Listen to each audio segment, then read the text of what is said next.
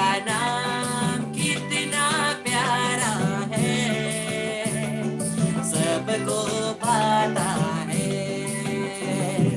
मसीह का नाम कितना प्यारा है, सबको भाता है। यीशु का नाम कितना प्यारा है, सबको भाता है। यीशु यीशु यीशु नाम मैं गाऊंगा, तालियां बजा बजा के मैं नाचूंगा। यीशु यीशु यीशु नाम मैं गाऊंगा, तालियां बजा बजा कर मैं नाचूंगा। Hallelujah hallelujah hallelujah hallelujah hallelujah हाले, आनंद के साथ hallelujah hallelujah hallelujah hallelujah hallelujah हाले, खुशी के साथ यीशु यीशु यीशु नाम मैं गाऊंगा, तालियां बजा बजा कर मैं नाचूंगा। आना यीशु यीशु यीशु नाम मैं गाऊंगा, तालियां बजा बजा कर मैं नाचूंगा। पूछते यीशु मेरे सारे आंसू, पूछते यीशु मेरे सारे आंसू, पूछते यीशु मेरे सारे आंसू, पूछते यीशु मेरे सारे आंसू। यीशु यीशु यीशु नाम मैं गाऊंगा, तालियां बजा बजा कर मैं नाचूंगा। यीशु यीशु यीशु नाम मैं गाऊंगा, तालियां बजा बजा कर मैं नाचूंगा। Hallelujah hallelujah hallelujah hallelujah hallelujah hallelujah hallelujah hallelujah hallelujah hallelujah hallelujah hallelujah.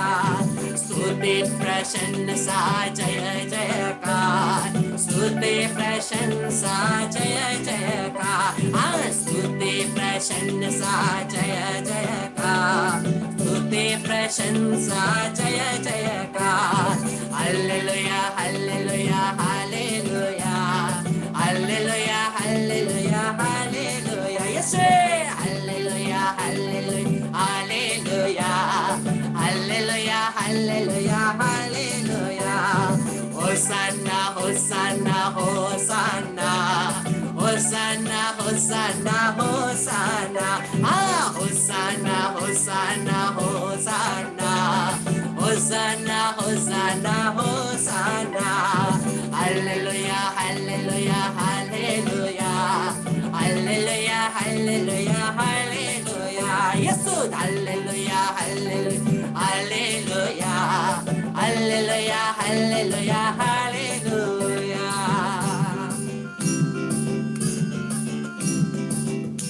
Amen. Praise the Lord. Hallelujah. Hallelujah. प्रभु यीशु की स्तुति हो, प्रभु यीशु की महिमा हो, प्रभु यीशु को धन्यवाद। Hallelujah hallelujah hallelujah. Praise the Lord। Krishna मेरे प्यारे भाई और बहनों, स्वागत है आज के दिन में प्रभु की उपस्थिति में, प्रभु की आराधना स्तुति प्रशंसा महिमा करते हुए उनके वचनों को सुनने के लिए, उनके वचनों को पालन करने के लिए और जानने के लिए। कृष्ण मेरे प्यारे भाई और बहनों, हम जानते हैं कि आज्ञा के उल्लंघन के द्वारा इस संसार में पाप आया और आज्ञा पालन करने के द्वारा इस संसार में से पाप की मुक्ति मिली है। Hallelujah hallelujah. जिस प्रकार से हम लोग आज देखेंगे कुछ एग्जाम्पल्स जहां पर हमें मिलता है कि जब हम लोग पाप का जो पाप में फंसते हैं, वचन का उल्लंघन करने से किस प्रकार से पाप प्रवेश करता है, किस प्रकार से डिस्ट्रक्शन आता है, श्राप आते हैं, किस प्रकार से नाना प्रकार की परेशानी आती है, किस प्रकार से वचन के आज्ञा पालन करने के द्वारा हमारे जीवन में मुक्ति आती है। Hallelujah hallelujah. हम जानते हैं जब जकरया मंदिर में वो बलि चढ़ा रहा था, प्रभु की सेवकाई कर रहा था, उस समय एक दूत आता है, बोलता है, ए जकरिया, तुम्हारे पत्नी एलिजाबेथ के द्वारा एक बच्चा होने वाला है और तुम उसका नाम जोहन रखना। और उस समय हम लोग देखते हैं इस ये जो जकरया है वो विश्वास नहीं करता है, वो विश्वास नहीं करता है। और प्रभु का वचन क्या कहता है? संत लूकस का सुसमाचार 1 का अध्याय 20 कहता है, देखिए जिस दिन तक ये बातें पूरी नहीं होगी। क्या हुआ? जब जकरया ने उस दूत के द्वारा बताए बातों पर विश्वास नहीं किया, जब उसने विश्वास के वचन का उल्लंघन किया, तब क्या होता है? वचन कहता है, देखिए जिस दिन तक ये बातें पूरी नहीं होगी, उस दिन तक आप मौन रहेंगे और बोल नहीं सकेंगे, क्योंकि आपने मेरी बातों पर जो अपने समय पर पूरा होगा विश्वास नहीं किया। ओ, आपने विश्वास नहीं किया तो क्या होगे? आप अब से मौन रहोगे। In the name of Jesus, I pray over the internet connection. I break and cancel every disturbance in the name of Jesus by the power of the most precious blood of Jesus. I wash the connection and everything with the blood of Jesus by the power of the merits of the blood of Jesus, through the immaculate heart of our blessed Mother Mary. All kind of disturbances in the name of Jesus, I bind and cast and send you to the feet of Jesus Christ of Nazareth. Bind them with the blood of Jesus, never to return. Amen. Praise the Lord. फिर से मेरे प्यारे भाई और बहनों, network बहुत unstable है, फिर भी हम देखते हैं जो दूत है, दूत कहता है इस बच्चे का नाम क्या रखना? जोहन रखना। लेकिन उसने विश्वास नहीं किया तो परमेश्वर ने उसे क्या करवा दिया? मौन करा दिया, चुप करा दिया। और जब हम लोग देखते हैं वचन कहता है वो से मौन कराया गया, और जब जोहन बपतिस्मा जन्मता है, जन्मने के साथ उसका मुख खुलना था। जोहन बपतिस्मा का जन्म के साथ साथ क्या होना था? ये जकरया का मुख खुलना था, आया ना? लेकिन नहीं खुला। वचन क्या कहता है? 8वें दिन में जब उसका नाम रखा जा रहा था, तब कोई कुछ नाम सजेस्ट करता, कोई कुछ नाम सजेस्ट करता। अंत में जब जकरया को पूछा गया, ओ देखो लूकस का सुसमाचार अध्याय 1 पद संख्या 63 और 64, उसने पाटी मांग कर लिखा, इसका नाम योहन है। सब अचंभे में पड़ गए। उसी क्षण जकरिया के मुख और जीभ के बंधन खुल गए और वह ईश्वर की स्तुति करते हुए बोलने लगा। ओ, जैसे ही उसने लिखा इसका नाम जोहन है, क्योंकि जकरिया को ये एक काम दिया गया है, क्या? कि इसका नाम जोहन रखना। ये वचन उसको दिया गया है, उसको और कोई वचन नहीं दिया गया, उसको एक ही काम दिया गया है, इसका नाम जोहन रखना। लेकिन सबसे शुरुआत में उसने आज्ञा पालन नहीं किया, उसने विश्वास नहीं किया। तो विश्वास नहीं करने के द्वारा क्या हुई? उसके जीवन में दुर्घटना आई। वो दुर्घटना क्या थी? वो चुप हो गया, मौन हो गया, गूंगा हो गया। लेकिन जैसे ही जोहन बपतिस्मा के जन्म के 8वें दिन के बाद वो आज्ञा पालन करता है, क्या? जोहन का नाम रखकर, दूत ने दिया गया नाम है। जैसे ही वो विश्वास के साथ जोहन नाम रखता है, वैसे ही उसकी मुख खुलती है। अर्थात आज्ञा पालन ना करने के द्वारा, विश्वास ना करने के द्वारा उसके जीवन में मौनता आई, एक परेशानी आई। लेकिन जैसे ही उसने आज्ञा पालन किया, वैसे ही वो मुक्त हो गया। तो मेरे प्यारे भाई और बहनों, इस प्रकार से हम लोग देखते हैं कि जब भी हम लोग के जीवन में आज्ञा का पालन नहीं होता है, वहां पर शैतान काम करता है। और शैतान के काम करने के द्वारा क्या होता है? वहां डिस्ट्रक्शन आता है। क्योंकि जब हम लोग प्रभु के वचन का पालन नहीं करते हैं, वहां पर से प्रभु का छत्र छाया, प्रभु का हाथ हट जाता है।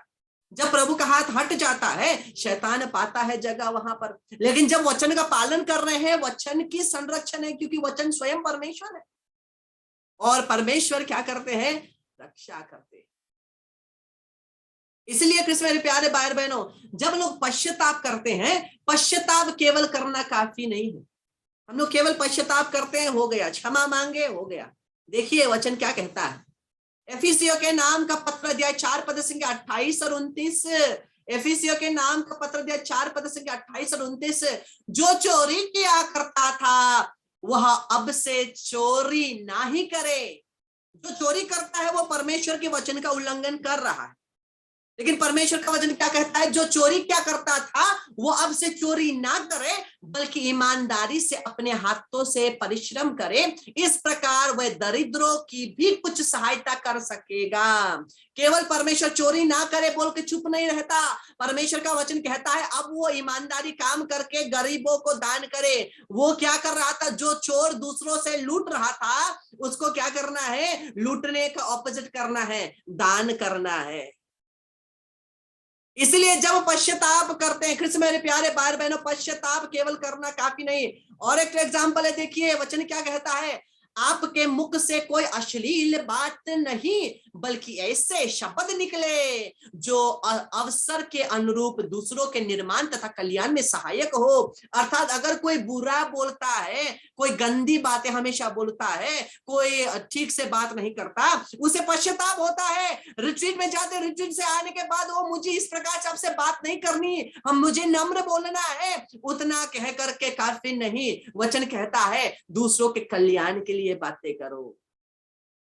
पश्चाताप केवल ओ प्रभु मुझे क्षमा करना, मुझे दया करना, उससे काफी नहीं होगा। हम एक डिसीजन लेना है, जो भी काम कर रहे हैं, जब हम पाप में प्रवेश करते हैं इसलिए तो हम पश्चाताप करते हैं, पाप करते हैं इसलिए तो पश्चाताप करते हैं। पाप क्या है, वचन का उल्लंघन है। पश्चाताप करेंगे, जब पश्चाताप करेंगे क्या डिसाइड करेंगे, अगर हम लोगों ने परमेश्वर के वचन का उल्लंघन किया है, उसके ऑपोजिट जो पालन है उसको करना है, जो पालन है उसको करना है। हम लोग कितने बार 1 2 3 4 5 अभी तक कितने सारे 100 200 पाप स्वीकार कर चुके हैं, उससे भी ज्यादा पाप स्वीकार कर चुके हैं।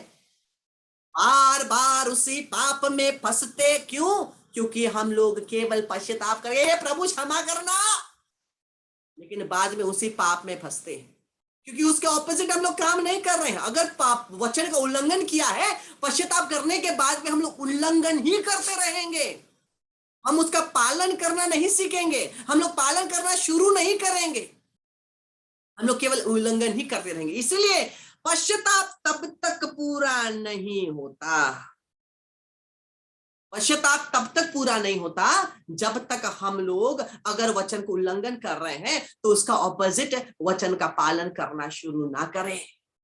वचन के पालन करने के द्वारा ही क्या होगा, हमारा पश्चाताप पूरा होगा। Hallelujah, hallelujah. लेकिन याद रखिए, जब आप जीवन को बदलने लगेंगे, जब रियल कन्वर्जन आएगी अपने जीवन में, रियल क्या होगा, परिवर्तन आएगी, सच्ची परिवर्तन आएगी, वो अचानक से सब कुछ अच्छा अच्छा ओ सब कुछ अच्छा नहीं होने वाला है।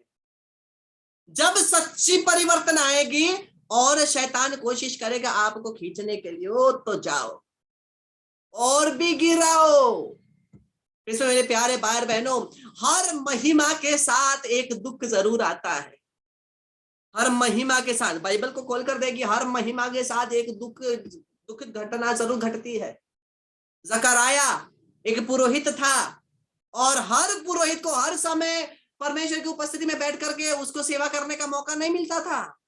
कितने बार जकराया को मौका मिला, महिमा का समय था, लेकिन ये महिमा के समय के तुरंत बाद क्या हुआ, वो मौन हो गया। ये उसके जीवन में ये एक श्राप आई, ये एक बुरी घटना घटी। यीशु के जीवन को देखे, हम लोग देखते हैं यीशु का बपतिस्मा हुआ, पवित्र आत्मा एक कपोत के रूप में यीशु के ऊपर उतरता है, आकाश से एक वाणी आती है, आकाशवाणी आती है, ऊपर से परमेश्वर बोलता है तुम मेरे प्रिय पुत्र हो। तुम मेरे प्रिय पुत्र हो, मैं तुमसे प्रभावित हूं, मैं तुमसे खुश हूं, प्रभु का वचन आता है। वैसे ही कुछ समय बाद क्या होता है, कुछ समय बाद जैसे ही वो बपतिस्मा ग्रहण करते हैं यीशु, वैसे हम लोग पाते हैं कि यीशु कहां पर लिए जाते हैं, वो रेगिस्तान में लिए जाते हैं, जहां पर शैतान उनका 3 बार क्या करता है, परीक्षा लेता है। लेकिन जब वो यीशु परीक्षा लेता है, जब शैतान यीशु का परीक्षा लेता है, वो क्या करता है, पत्थर उठाकर मारता है, वो हालेलुया हालेलुया बोलता है, वो कोई प्रार्थना करने नहीं लगता, वो क्या बोलता है, परमेश्वर का वचन बोलता है। याद रखिए, परमेश्वर के बाद सबसे अच्छा बाइबल शैतान को पता है। परमेश्वर के बाद सबसे अच्छा बाइबल शैतान को याद है। इसलिए शैतान कभी कभी बाइबल को लेकर ही आपको क्या करेगा, पाप में डालने की कोशिश करेगा, बाइबल को लेकर ही आपको परमेश्वर से दूर करने की कोशिश करेगा। इसलिए द स्पिरिट ऑफ डिसर्नमेंट, जांचने की शक्ति, ये हमें पवित्र आत्मा से मांगना है। जब आप पढ़ेंगे कुरिन्थियों के नाम का पहला पत्र अध्याय 12, वहां करिश्माई वरदानों के साथ साथ एक ये भी दिया गया है, the gift of discernment of the spirit, जांच आत्माओं का परख करने की शक्ति, कि ये सही में पवित्र आत्मा है या बुरा आत्मा है। हम लोग बहुत सारे संतों के जीवन में देखते हैं, कभी कभी प्रभु यीशु उन संतों को दर्शन देते हैं, मां मरियम उनको दर्शन देते हैं, लेकिन जब वो अपने डिसर्नमेंट के गिफ्ट के द्वारा प्रार्थना करके देखते हैं, उन्हें क्या पता चलता है, ये तो केवल यीशु का रूप है, यीशु के रूप में शैतान आया। अगर वो उनके सामने झुकते, वो शैतान के सामने झुक रहे होते। ये है, यहां पर हमें डिसर्नमेंट ऑफ द स्पिरिट की जरूरत है। और जिस प्रकार से हम लोग आगे बढ़ते जाते हैं, जब हमारा कन्वर्जन आएगा, परिवर्तन आएगा हमारे जीवन में, उसके साथ साथ एक परेशानी जरूर आएगी। हम लोग उसी पेतरुस को देखते हैं, जब वहां पर उस पहाड़ पर प्रभु यीशु पूछते हैं, तुम कौन कहते हो मैं हूं। जब वो पहले पूछते हैं, लोग क्या कहते हैं मेरे बारे में, कोई बोलता है तो एलीशा है, तू जोहन बपतिस्मा है, तू ये है, तू वो है। लेकिन ये पेतरुस पवित्र आत्मा से प्रेरित होकर बोलता है, तू परमेश्वर का पुत्र है, परमेश्वर के द्वारा भेजा गया इकलौता पुत्र है। यीशु बोलता है, शाबाश, पवित्र आत्मा के द्वारा तुम संचालित हो। लेकिन उसी क्षण के बाद में हम लोग जब देखते हैं, यीशु बता रहे हैं अपने मृत्यु के बारे में, वो प्रोफेसी कर रहे हैं अपने मृत्यु के बारे में, मैं ऐसे मारा जाऊंगा, मैं इस प्रकार से मारा जाऊंगा। जब वो चेलों को बता रहे हैं तो क्या होता है, तब पेतरुस बोल उठता है, क्या पेतरुस बोलता है, नहीं प्रभु, मैं ये होने नहीं दूंगा। तब पेतरुस को यीशु क्या बोलते हैं, शाबाश बेटा, नहीं, क्या बोलते हैं, हट जा शैतान, हट जा शैतान। जिस पेतरुस को यीशु ने बोला क्या, शाबाश तू पवित्र आत्मा से परिपूरित है, उसी पेतरुस को कुछ क्षण बाद यीशु बोलते हट जा शैतान। इसलिए मैं और आप जब ऊपर उठाए जाते हैं, पवित्रता में हो, स्पिरिचुअलिटी में हो, लाइफ में हो, जब भी ऊपर उठाए जाते हैं ना, उसके साथ साथ एक डाउनफॉल जरूरी, वो रेडी होता है, एक परेशानी हमें गिराने के लिए तैयार होता है। इसलिए डिसर्नमेंट की जरूरत, द स्पिरिट ऑफ डिसर्नमेंट, जांचने की शक्ति। जब हम लोग कुछ अच्छा होता है हमारे जीवन में, हम लोग बहुत खुश होते हैं, हम लोग उसी खुशी के साथ चले जाते हैं और उस खुशी के साथ इतना अंधे हो जाते हैं कि आने वाला सामने का जो पत्थर है उसको हम लोग देख नहीं पाते हैं, गिर जाते हैं। इसलिए जब भी एक महिमा और ब्लेसिंग का समय आता है, उसके साथ हम उतना खुश, इतना प्रभावित ना हो कि हम लोग अंधे हो जाए। हमारा घमंड हमें अंधा करता है। जब हम लोग पूर्ण रूप से घमंड होते हैं कि मैंने ये किया है, मेरी वजह से ये हुआ है, तब क्या होता है, हम लोग अंधे हो जाते हैं। और यहाँ पर आता है मां मरियम की नम्रता। जिस प्रकार से मां मरियम ने बोला, मैं प्रभु की दासी हूं। मां मरियम महिमा से तेजस्वी थी। परमेश्वर जिसने संसार को बनाया उनके कोख में था, आराम से बोल सकती थी, मैं तो परमेश्वर की माता हूं, सब आकर के मेरे चरण छूना। लेकिन वो नम्र होती है, वो जाती है एलिजाबेथ के पास उनकी सेवा करने। जैसे ही उनको पता चलता है एलिजाबेथ भी उनके गर्भ में जोहन बपतिस्मा है, वैसे ही वो उठ करके चले जाते। हम लोग देखते हैं, जो मैं कह रहा था उस समय, कि हर महिमा के साथ एक डाउनफॉल जरूर है बाइबल में, हम लोग देखते हैं। जब टबोर में, माउंट टबोर में प्रभु यीशु का रूपांतरण होता है, ट्रांसफिगरेशन होता है, वहां पर 3 प्रेरित देखते हैं यीशु का पूरा कपड़ा सफेद हो गया है। उनके साथ 2 तरह, एक जगह मूसा है, एक जगह एलीशा है।